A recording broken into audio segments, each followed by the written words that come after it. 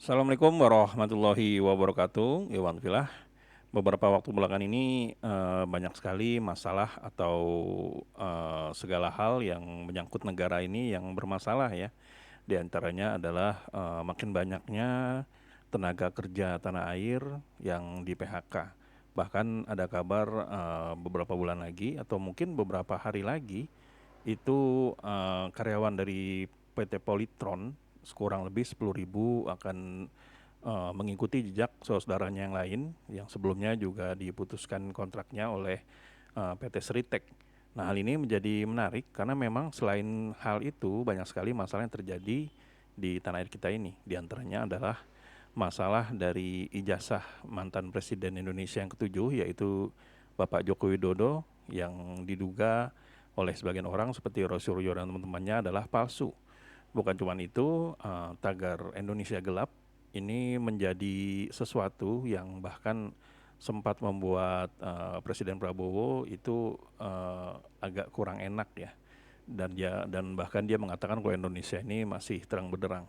Segala hal permasalahan yang ada di negara ini membuat banyak orang menjadi berpikir, sepertinya kalau ada sosok yang lain yang memimpin negara ini ke depannya, itu akan bisa menjadikan Indonesia lebih baik lagi. Nah, di antara mereka, para calon presiden kemarin, yang saat ini tidak menjabat apapun, baik itu Ganjar dan juga Anies Baswedan. Nah, tentu saja sangat menarik melihat langkah-langkah apa yang akan dilakukan oleh mereka ke depannya. Kira-kira kalau mereka berdua itu menjadi pemimpin negara, apakah akan lebih baik dari Jokowi atau Prabowo? Karena memang seperti kita tahu ya, kalau Prabowo Subianto ini baru sekitar belum ada setahun lah, kurang lebih 6 bulan lebih memimpin negara ini.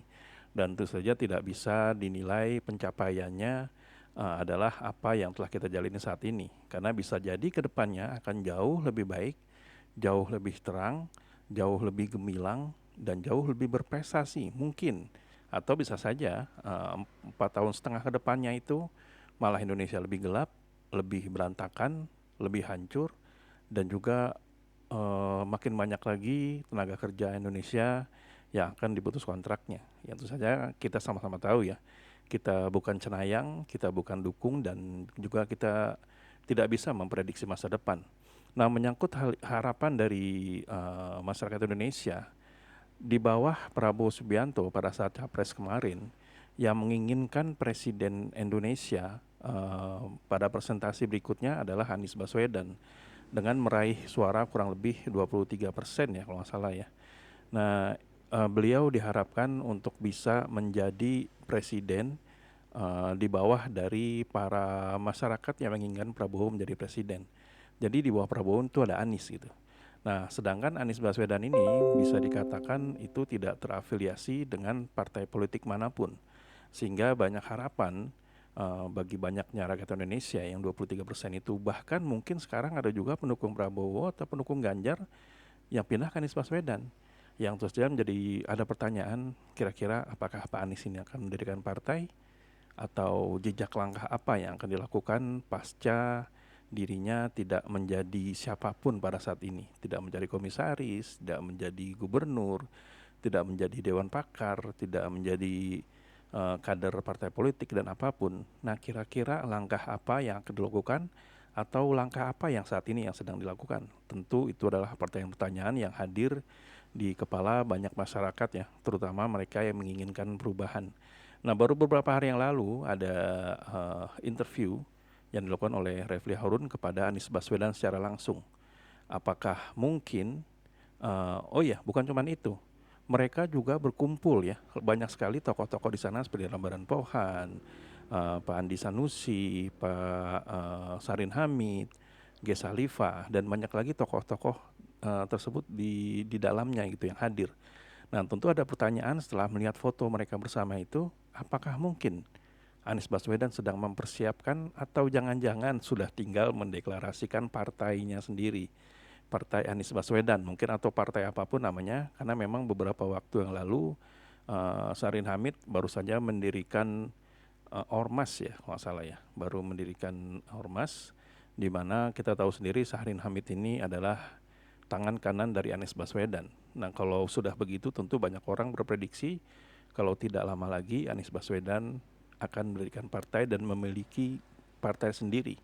Karena memang politisi yang cerdas, politisi yang memiliki wibawa, dan politisi yang diinginkan oleh masyarakat banyak, tentu tidak berlebihan kalau banyak beranggapan bahwa mereka seharusnya sudah mendirikan partai.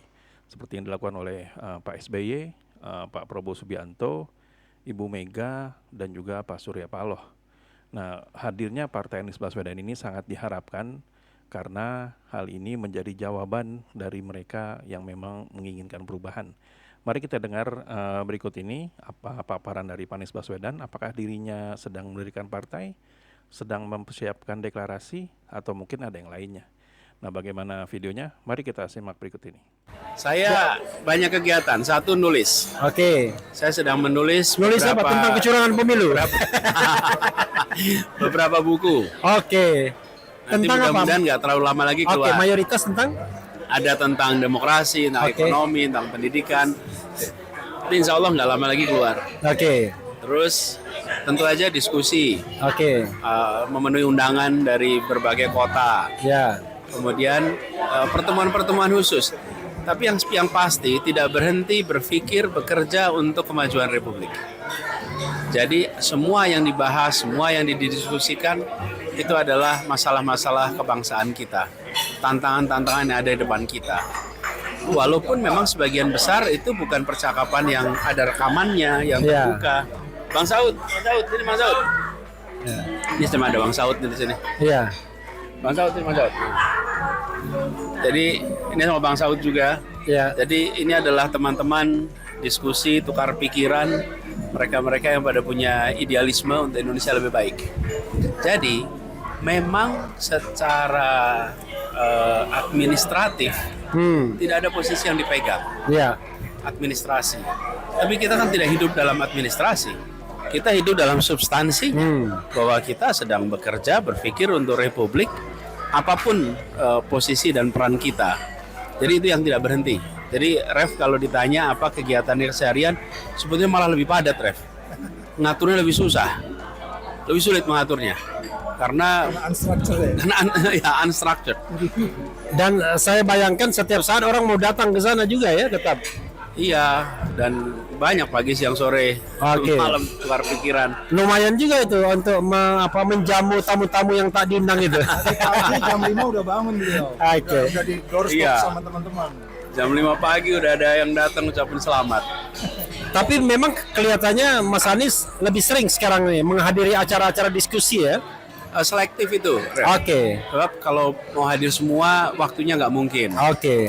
Jadi akhirnya terpaksa kita seleksi, terutama di tempat yang saya belum sempat ke sana kemarin, yang selama ini belum sempat kita kunjungi. Nah itu kita kerjakan. Mas Anies, ini tentang satu hal tentang agak serius tentang demokrasi, tapi nggak ada kaitannya dengan pemerintah sekarang. Saya ingin Anda mengomentari soal putusan MK yang mengatakan bahwa kalau Anda pejabat publik, institusi publik, kemudian profesi, pejabat dan lain sebagainya yang terkait dengan fungsi publik ya atau juga organisasi, itu tidak boleh melaporkan pencemaran nama baik. Nah itu kan angin segar bagi kita, terutama saya lah yang suka kata kritik dan lain sebagainya. Bagaimana pendapat Anda? Setuju sekali dan terima kasih ke MK. Terima kasih MK sudah menjadi penjaga dan penyelamat demokrasi. Oke. Dalam demokrasi tidak boleh ada rasa takut. Ya. Oke. Rasa takut itu harus hilang. Nah kemudian apalagi membuat rasa takut dengan menggunakan pasal-pasal, Ya. ini menjadi membahayakan demokrasi berlipat ganda. Jangankan sampai pasal-pasal itu, membuat rasa takut aja tidak boleh kok. Oke. Karena rasa takut itu yang tidak boleh ada. Jadi Membuat orang nggak bisa berpikir. ya kalau menurut saya yang justru harus kita ingatkan, bukan hanya tidak boleh menuntut, bukan hanya tidak boleh memproses hukum, Ya. menciptakan rasa takut untuk mengkritik aja nggak boleh. Oke. Harus dibuat suasana terbuka, suasana dialog, dan ingat, ketika pemerintah menerima kritik, itu sesungguhnya pemerintah menerima kesempatan untuk menjelaskan. Oke. Begitu penjelasan pemerintah itu bagus, Oke. pemerintah itu masuk akal, siapa yang akan disukai oleh publik? Ya pemerintah lah. Ya. justru rakyat akan melihat, oh iya benar ya penjelasannya. Oh iya ternyata yang dikerjakan masuk akal ya. Jadi sesungguhnya yang disebut sebagai kritik itu adalah bahan baku untuk diolah menjadi penjelasan yang masuk akal. Nah, kapan itu akan alergi kritik? Kalau nggak ada penjelasannya. I see.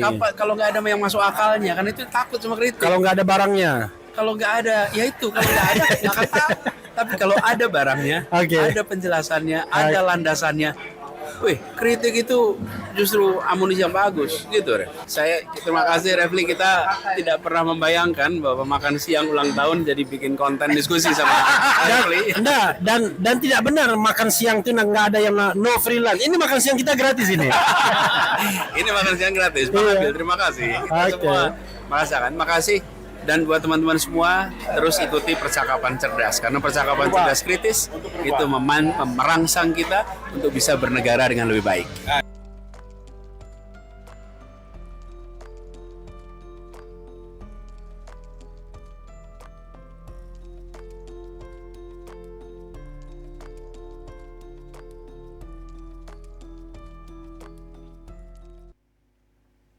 Ya, itulah tadi penjelasan dari Anies Baswedan dan juga keterangan di akhir kenapa para tokoh ini akhirnya berkumpul di satu tempat. Ternyata dalam rangka ulang tahun dari Pak Anies Baswedan yang diselenggarakan pada tanggal 7 Mei 2025 yang lalu ya. Baru beberapa hari lalu mereka mengadakan acara dan ini diinisiasi oleh Pak Refli Harun, di mana hadir pada saat itu tokoh-tokoh yang lumayan terkenal ya, seperti Pak Saud Sitomorang, mantan pimpinan KPK, setelah itu ada Pak Sarin Hamid, pimpinan Ormas, setelah itu ada Pak G. Salifah, setelah itu ada Refli Harun sendiri, Pak Anwar Sanusi dari P3, dan juga beberapa orang sosok-sosok lainnya yang mungkin tidak bisa disebutkan satu persatu. Nah, hal ini menjadi menarik karena bisa saja ini menjadi salah satu wacana atau salah satu acara yang mungkin menjadi ujung tombak atau mungkin awal dari pembuatan partai dari Anies Baswedan, karena mereka memang sosok-sosok yang tentu saja memiliki massa ya, tentu saja mereka memiliki para penggemar dan memiliki orang-orang yang sangat loyal kepada mereka, sehingga ini bisa menjadi tolak ukur kenapa partai Anies Baswedan ini kelak akan diperhitungkan. Dan tentu saja ini sangat menarik karena beberapa tokoh yang lain seperti M. Kodari bahkan pernah mengatakan kalau misalnya partai Anies Baswedan ini meraih suara seperti apa yang diraihnya pada saat Pilpres kemarin, maka tidak mustahil kalau partai Anies Baswedan ini akan menjadi partai terbesar di tanah air. Namun tentu saja itu hanya analisa dan pengamatan ya, karena memang sampai saat ini partai dari Anies Baswedan juga belum terbuat atau mungkin bahkan belum terpikir atau apapun gitu. Karena kita tidak tahu bagaimana rencana Anies Baswedan ke depannya. Namun perlu diingat saudara, Anies Baswedan ini adalah bisa dibilang lebih dari sarjana, profesor politik kalau nggak salah dia. Jadi tentu saja kita tidak bisa meremehkan, tidak bisa merendahkan walaupun Anies Baswedan ini pada saat ini tidak memiliki kendaraan politik, dia juga tidak memiliki jabatan publik dan juga tidak memiliki jabatan yang memang bisa dikenal oleh masyarakat luas mengenai kebijakan yang akan diperbuatnya. Tapi perlu diingat juga kalau Anies Baswedan ini adalah capres pada tahun 2024 dan tentu saja beliau memiliki orang-orang yang loyal atau para anak abah yang saja selalu menanti apa yang akan dilakukan oleh Anies Baswedan. Nah, jadi sampai di sini Nuruddin Project, boleh memang teman-teman ada yang ingin dikomentari silahkan tuliskan di kolom di bawah ini ya. Sampai di sini dulu, bila memang kami ada salah kata atau salah kata kami mohon maaf. Wabillahi taufiq wal hidayah. Wassalamualaikum warahmatullahi wabarakatuh.